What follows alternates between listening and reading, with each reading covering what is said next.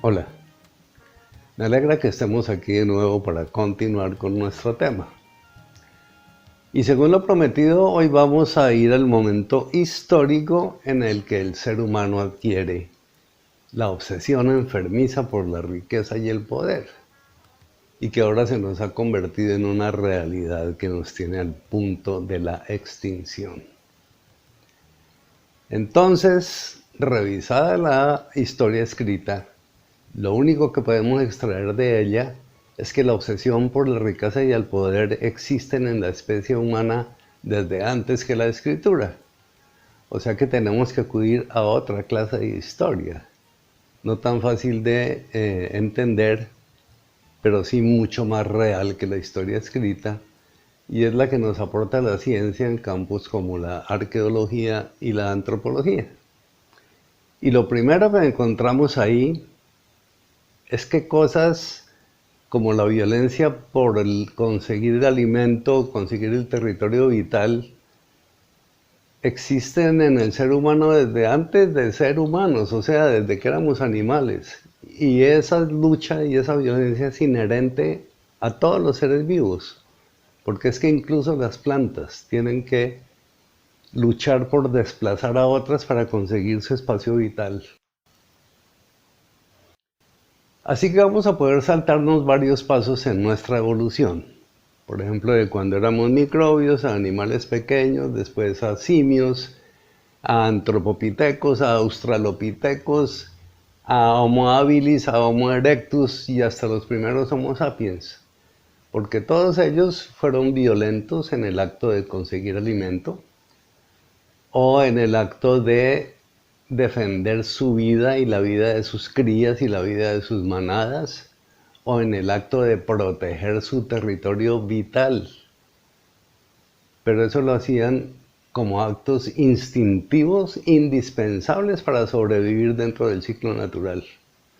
Pero a ninguno de ellos lo podemos acusar, por ejemplo, de maltratar o de matar a alguno de sus semejantes para conseguir más bienes materiales de los que necesitaba, o de abusar de su poder sobre los demás para explotarlos o esclavizarlos. Esas son cosas que se ven únicamente ya en el Homo sapiens llamado ser humano moderno. Y es en la historia de este donde vamos a encontrar el momento en que el ser humano adquirió la enfermedad. He recibido el comentario de algunas personas a quienes les parece muy difícil creer que pueda existir un solo hecho, único y preciso, además provocado por una sola persona, que pueda ser el causante absolutamente de todos los errores humanos. Porque dicen que aberraciones tan diferentes como el racismo y el machismo, o los excesos sexuales y la avaricia, o el abuso del poder hasta el punto de provocar la muerte de miles de personas al provocar una guerra, cosas tan diferentes como todas esas pueden ser causadas por un solo motivo. Y sí tienen razón, eso suena muy raro, pero es porque les falta recorrer la parte del proceso para llegar a la esencia del problema y poderlo entender. Así que por eso hoy, en este momento, vamos a irnos ya directamente al momento en que empezaron todos los problemas.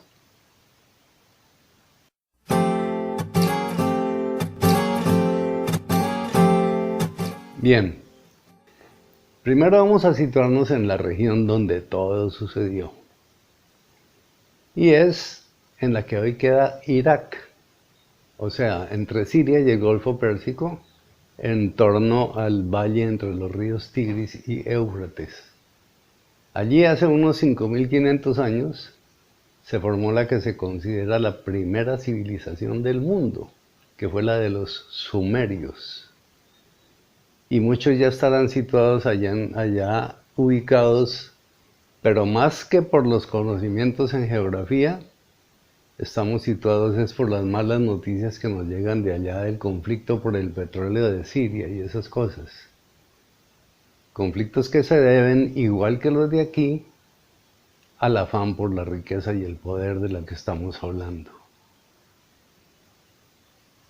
En esa región, 4.500 años antes de los sumerios, es decir, hace unos 10.000 años, fue donde empezaron a asentarse las primeras tribus o clanes nómadas, porque fue allí donde el ser humano descubrió que podía intervenir en el desarrollo de ciertos vegetales, como el trigo y la cebada que venía recolectando de manera silvestre desde hacía mucho tiempo. Entonces fue allí donde el ser humano descubrió que de esos cultivos podía derivar su sustento, y eso fue lo que le permitió empezar a establecerse en un sitio fijo. Quiere decir que la agricultura fue la que dio origen a la civilización. Claro que eso en el momento al que me estoy refiriendo era algo todavía muy lejano. En ese momento los conocimientos de agricultura eran algo incipiente. Ellos no tenían ni idea, por ejemplo, de que la tierra había que cuidarla y había que abonarla, o que las cosechas venían en ciclos definidos, o que se podían formar canales de riego o algo así. Y por eso el éxito de los sembrados dependía total, exclusivamente de la suerte de haberlos hecho en un momento apropiado, sin saberlo, o de que las condiciones del clima fueran totalmente favorables. Y ese fue precisamente una de las razones para que se diera el hecho que nos interesa.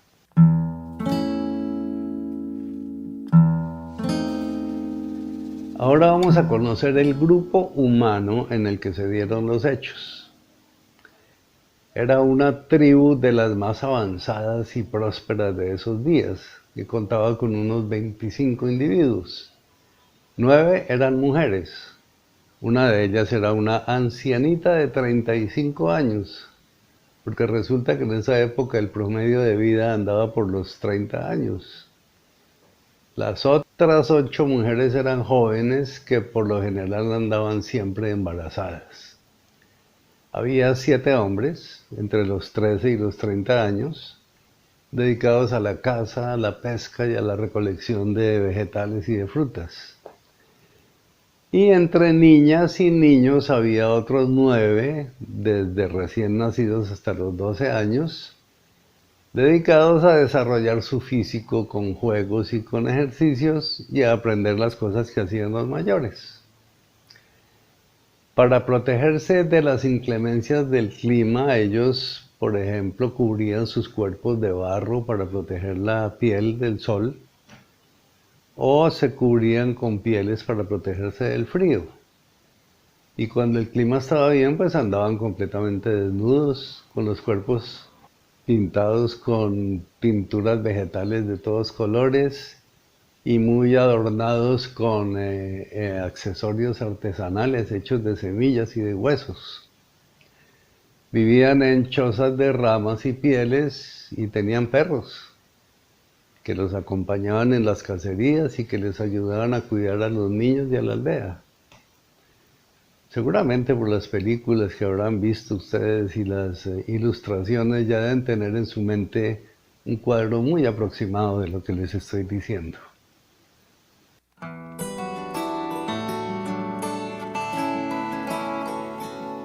Ahora vamos a hablar de la organización social de la tribu. En esos días todavía no existía el concepto de la familia. La familia era toda la tribu, porque ellos no sabían que un bebé que nacía era hijo de un hombre que se había apareado con la madre, sino que creían que la maternidad era una facultad independiente de la mujer, que no tenía nada que ver con la relación sexual. Sí existía la tendencia a formar parejas, pero era más por el gusto que sentían unas personas de estar con otras, pero no porque hubiera una regla para eso y mucho menos una ley.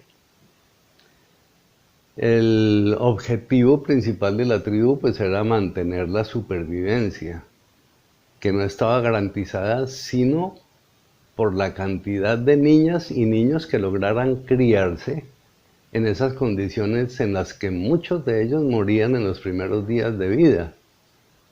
Y si una tribu permitía que su población bajara de 7 u 8 individuos, pues ya la supervivencia se hacía muy difícil y les tocaba buscar la forma de unirse a un grupo que estuviera en similares condiciones, y esa clase de ajustes siempre eran muy complicados.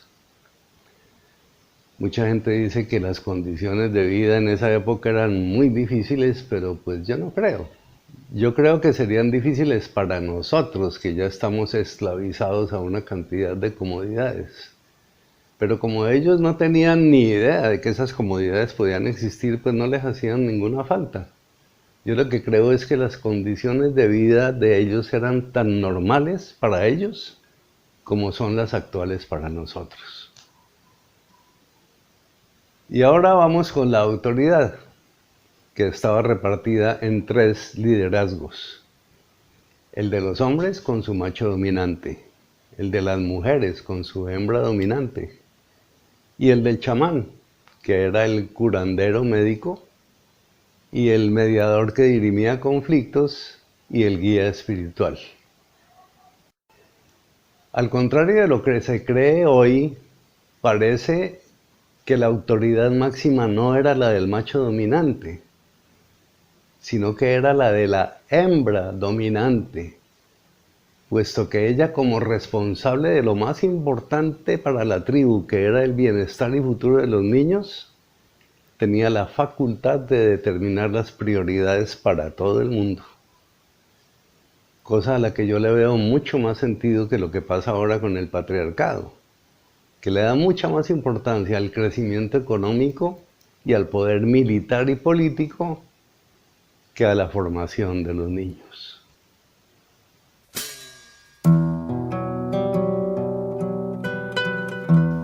Ahora nos falta hablar sobre la espiritualidad en la tribu.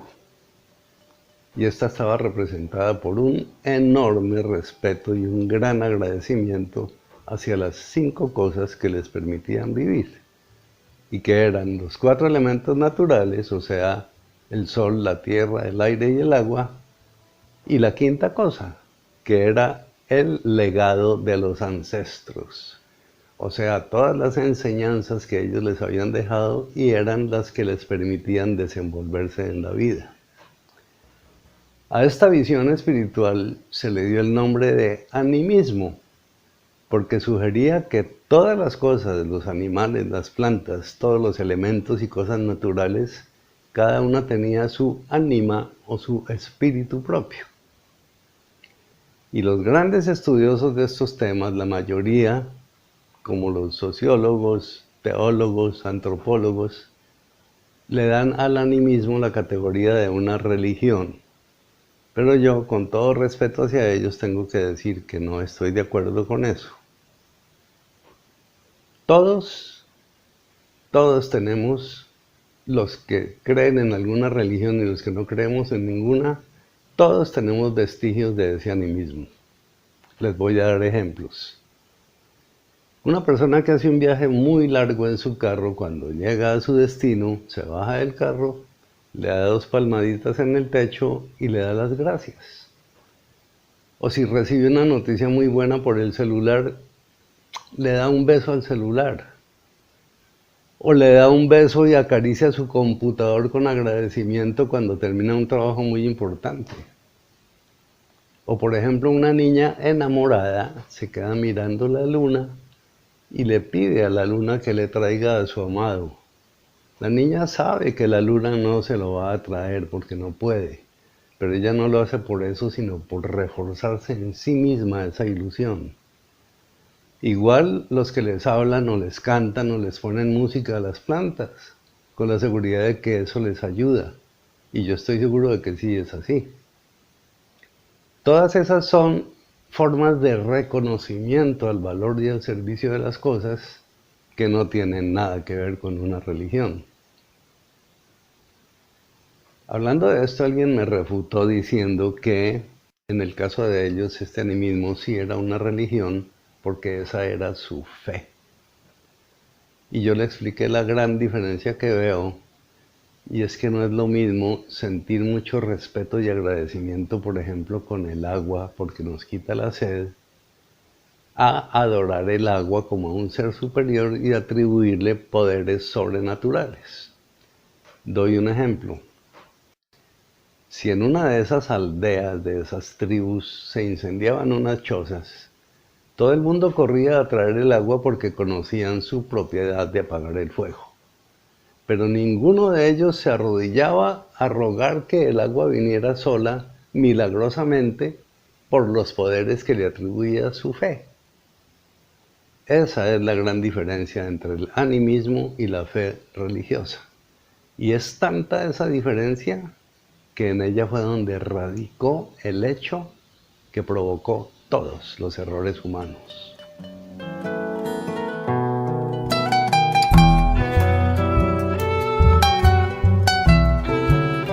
Bien, sucedió que nuestra querida tribu de hace 10.000 años, después de muchas generaciones como nómadas que habían recorrido gran parte de África y de Asia, al llegar al fértil valle entre los ríos Tigris y Éufrates, fue el primer clan que decidió experimentar con unos cultivos de trigo y cebada, y se establecieron ahí para intentarlo. El primer año y medio tuvieron un gran éxito, hicieron un par de cosechas que les dio mucha más producción de la que ellos se imaginaban. Eso los puso muy contentos y se confiaron creyendo que habían resuelto para toda la vida el problema de su nutrición. Pero resulta que entrando al tercer año, las cosas se complicaron cuando se presentó una intensa sequía. Los ríos empezaron a secarse y los animales de caza, que conocían desde generaciones en su memoria genética, conocían el medio ambiente y sabían lo que se aproximaba, se fueron hacia otras partes. Entonces los ríos terminaron de secarse muy rápido y la preocupación en la tribu fue muy grande, no solo porque veían cómo se perdían los cultivos, sino porque no habían previsto una escasez y no tenían reservas para afrontarla, ni tenían provisiones para iniciar una travesía a cualquier otra parte. La situación, más que preocupante, se volvió desesperante cuando, con el pasar de las semanas en la tremenda sequía, algunos de los niños de la aldea comenzaron a enfermar. En esta angustiosa situación vamos a dejar el relato de hoy hasta el tercer capítulo, que estará disponible aquí en YouTube de hoy en 8 días. Ya pasaron los 8 días y el capítulo 3 de Desde lo Elemental ya está disponible para que lo vean inmediatamente o cuando quieran. A ustedes les recomiendo que compartan estos videos y que se suscriban al canal para que reciban las notificaciones de los próximos capítulos. No es más por el momento, muchas gracias por su atención, toda la paz.